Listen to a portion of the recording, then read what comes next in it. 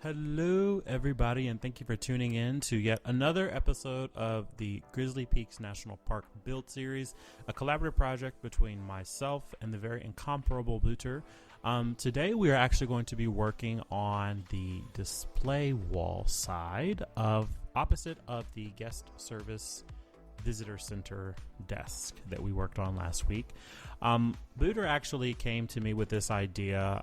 He was, browsing around on Google about, looking at some different, ideas and what we can really put in the visitor center that would really stand out a little bit and kind of create more of that wood, forest vibe, but still how can you give that or show that to your guest in some form of a tribute or respect? And the best thing I could think of, or that he thought of, was just creating like a display wall of kind of the nature outside, the animals, the rocks, the grass, the textures, trees, everything. So that's what we're doing, and it's a very small version, but something that I think was it's going to also make this pop really, really well. So biggest challenge by far was finding the appropriate grass. So on the TMTK Steam Workshop, toolkit, the Steam Workshop toolkits. One of these days I'll learn how to speak correctly. That is going to be grass. I'll have to look up, because I forgot the name exactly who created this, but there's a bunch of different textures. This one was the most realistic in terms of just what I was trying to go for. And the only unfortunate part is because it is such a high detailed grass. One of the unfortunate things with ThemeMaker's Toolkit and just the way you have to kind of get that into Blender and so on and so forth is you have to really kind of cut down on the poly count, which is the amount of details that you can see. So as you zoom out, unfortunately, you do see a little imperfection there. We're going to ignore that and pretend like it doesn't exist, even though I just called myself out on it. So, basically we're creating a little habitat here, and it's going to be display habitat. So I wanted to incorporate some of the rocks that I used outside while doing the mountain terraforming, some of the trees. I think this, it's a dead spooky tree. I think it worked well for kind of the look I'm accomplishing. A few tree stumps. These two tree stumps particularly are ThemeMaker's Toolkit items that I will also post links for down below.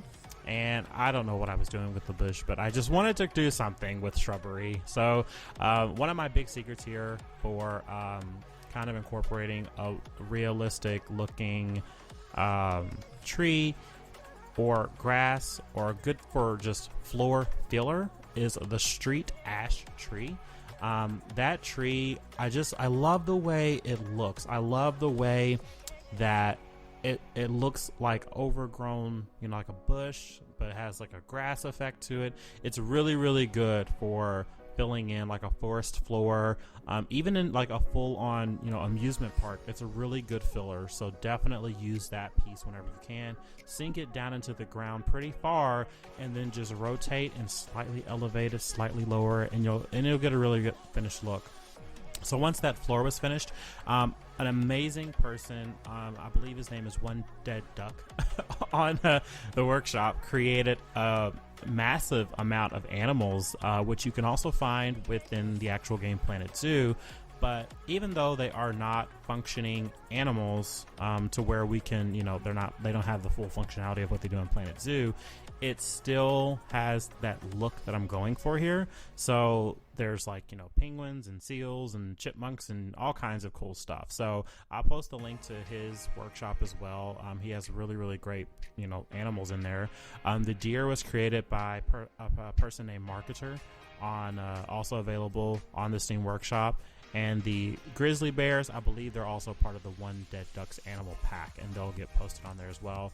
The only other thing that I can think of would be the chipmunks. Those were created by xDaddyPo on the Steam Workshop. So hopefully I'm giving the proper credits out here. I just want to make sure I'm, giving everybody credit where credit is due. They did an amazing job with just the way a lot of this looks, and I just think it really, really adds to what I'm trying to go here for this display exhibit overall, which I think is really cool with just incorporating into the visitor center somehow. So after we get everything in place, and once we get, the animals in the place and what we want it to look like. I was kind of confused of how I wanted to use the glass, how I wanted to create glass with making it seem more of like an exhibit versus it's just something that's just, I don't know, there for no reason at all. So for me, when I create my windows, when I create display windows, anything that incorporates actual like glass, which is ThemeMaker's Toolkit as well, I try to really stop and look at like window seals and how windows are really built. A lot of the times I see a lot of builders, which is fine, but a lot of builders use, you know, an arch shape or a beam even, and then just put the window right on that. I like to create different seals to where it's just again that depth that really makes your windows pop even more. So you'll see that I stacked beams on top of smaller beams on top of, and you go even smaller on the way up, just to give you more of that, you know, depth of having an actual window seal there versus just a straightforward, you know, window to glass or glass to beam or whatever. So then we just gonna section this off using all the way to the roof, all the way down, just to get, you know, that area embedded into that wall over there. The cool thing with the visitor center, and I think I emphasized it in the last video, Booter did an amazing job on just giving me a bunch of open space to be able to utilize and just put a bunch of really cool, unique things in there, but not so open that I think it takes away from everything. This gives, you know, you the ability, if you are interested in doing realistic interiors, especially with like guest service centers or welcome centers or whatever your project may be that may incorporate one, it allows you to tie in the different sides of that room together. So for me, like I said, I use that one side that we see behind us is going to be the desk area. This side is the display wall. That way, you know, as you're standing in line for the guest service area, you can see, you know, you can turn around and be like, okay, well, this is just what I'm going to see outside. This is what's going to, you know, what the Grizzly Peaks National Park is really going to look like. I'll be able to see these animals in there. And later on, I don't think I actually emphasized it in this video, but I did add small TV screens, did some Google imaging, and took some pictures of deers with some, you know, information facts about deers and grizzly bears. Obviously, Grizzly Peaks National Park, we're going to have grizzly bears in the park. And plenty of deer, plenty of chipmunks, plenty of eagles. A wolf, I think, is added in a little bit later as well. But it's all about kind of combining nature animals that you would see in that region that we're going for, kind of the alpine slash somewhat deciduous. Just, I'm only saying that because I use deciduous plants in the alpine region. But just, again, those type of animals are incorporated into the national park somehow, and I really wanted to kind of pay tribute to them by creating this display window here. As you'll see, again, like I said, I'm just creating a bunch of different sealants in there just to kind of add more depth to that window itself. I try to get all my beams in place before I add in the glass paneling, just because the glass paneling does, it's ThemeMaker's Toolkit, so if you do make a mistake on the beams and you try to go back to correct it, it's only going to pick up on the glass. So always try to make sure that you do your absolute best in trying to get all your beams and, you know, your seals and everything where you're trying to go before you put those glass panels in. It was a little challenging with the just having diagonal part here, but again, I had to kind of freehand that. Booter, just because of the unique way he builds and the style that he builds, also with the construct of this building, it isn't done on even angles. So a lot of it, you know, it's not built on 15-degree angles. It's not built on 30-degree angles. It's not built on 45-degree angles. It's built free-handed just because of the texture of the, you know, the type of roof he wanted and kind of how the overall layout of this entire building is. So kudos to Booter for being able to pull that off. It did make putting the beams here a little bit more challenging, but I don't think we necessarily had this 100% plan to add this in, but we made it work. We did what we had to do and made it work. So again, I just think that this was a great way to incorporate it all into just getting this completely finished. And yeah, shall be back shortly once I get all these glass panels in and stick around and check it out. And I'll touch base with you in just a few.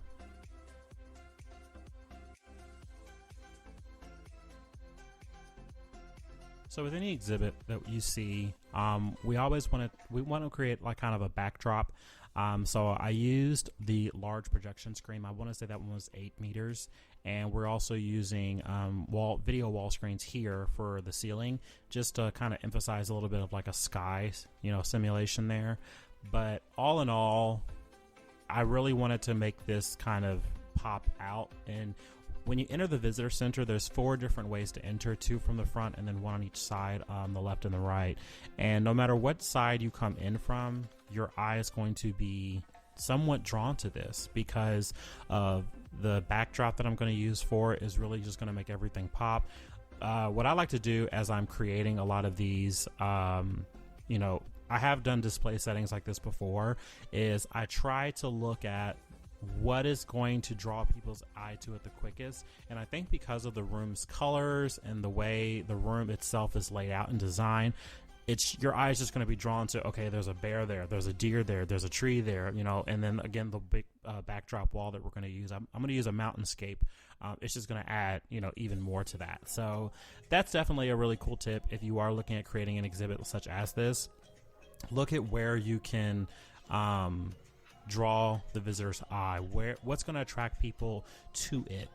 We go into amusement parks, just for example, you look at something like Cedar Point, and the first thing you see upon entering Cedar Point, apart from the entire skyline of roller coasters, but Gatekeeper is right there. Your eyes are drawn to it. It's the entrance. It towers over you.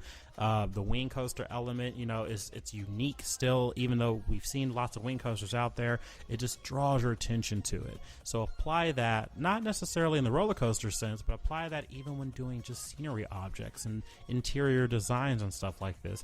What's going to draw the guest attention to it? That's a little tidbit for realism, just from my perspective, I guess you can say. So with the glass panels, you always, just because they are so thin and they are objects that were made outside of, they're not in-game objects, you want to be sure that when you're putting them next to each other, you put them in as tight as you possibly can, or you're going to get that weird midline there. It was a little challenging just to ensure that I wasn't going to overdo it, but I think the way it turned out was okay. In retrospect, we don't see that type of stuff. We don't see like seams of the windows in real life. It's just one straight panel. So that was kind of the look I was trying to go for there. Underneath, I'm adding in some neon lights, just to, again, add a little bit of extra pop to it. Because I used the color panels on the floor, it's going to be reflective. It's going to have some type of reflectiveness to it naturally, without using reshade, without any in-game filters or anything like that. Natural reflection right off the bat. So keep that in mind too if you are doing interiors. That I know we want to get like, floors that match a lot of the themes and stuff, and that is great. But to really get the most out of the in-game stuff, I would highly recommend, or in-game, I guess you can say, lighting effects. When it comes to ambient lighting, definitely the color panels reflect the most beautifully, in my opinion. I wanted to also create some form of lights inside of the display panel. Again, Planet Coaster, as I've discussed before, does have some pretty harsh lighting.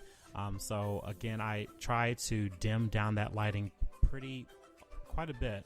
And I think I lost my light there for a little bit, which for some weird reason, I lose a lot of objects in the game, which is horrible to say. So Booter, you might come across a light at some point. But no, actually, I think I deleted that one. But with the light system, I really wanted to kind of lightly show off the display case. And by doing so, it's just a matter of trying to incorporate the right amount of lighting in there. So yeah, our display case is finished. But yeah, thank you for tuning into this episode. Next week, we're going to be working on the gift shop area of the visitor center. And if you have any questions, comments, please feel free to write them down below, and we will do our best to answer them. Thank you again for tuning in. I cannot say thank you all enough. You all are amazing. Subscribe if you haven't already, if you feel like it. If not, that's okay too. Just keep tuning in, and we'll see you next week. Thank you. And so from here on out, Solaris out.